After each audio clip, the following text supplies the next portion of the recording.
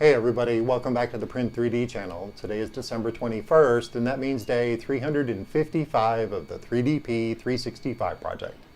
And on today's episode, while browsing around on Thingiverse for something else to add to the holiday desktop decoration setup, I came across this very cool Christmas elf for the Single Extruder. And we printed ours in 4 colors, and it really turned out awesome, and I can't wait to share it with you guys, so stick around.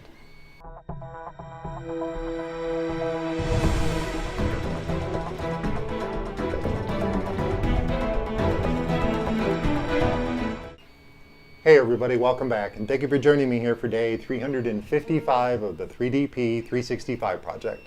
As I was saying in the introduction, I wanted to add some more cool holiday decorations to our cool desktop setup, and I found this very cool Christmas elf for the Single Extruder.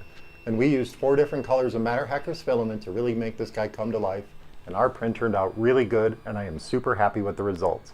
This is an awesome little model. This is by Bugman_140. aka Nick Dimelo over on the Twitters, and he really did a good job modeling this cool little Christmas elf. I really love this guy. He's very gnome-like too, and I like gnomes too, so that's a big plus too.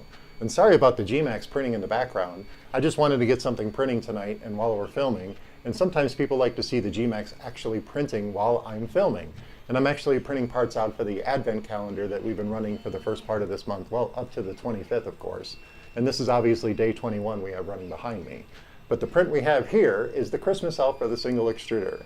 And like I said, we downloaded this model from Thingiverse, and then we sent it over to Simplify 3D and split it up for different build plates for different colors of Matter Hackers filament. We used their standard red for the hat, the standard gray for the body, and the standard green for the feet.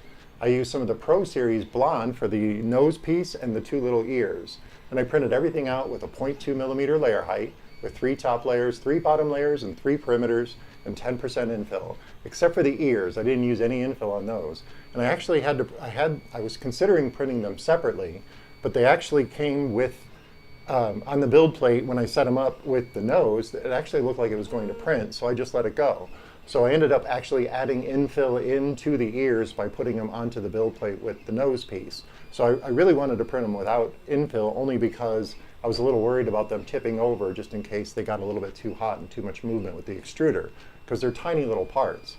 But what I did do is I ended up turning off my nozzle coast setting completely. That way the extruder didn't do a little move on these tiny little parts, and that helped out a lot. They printed out perfectly. For the feet, I didn't have any problems with those whatsoever. With the hat, I actually lowered that down into the print bed, I believe just 0.4mm to get a perfectly flat bottom on it.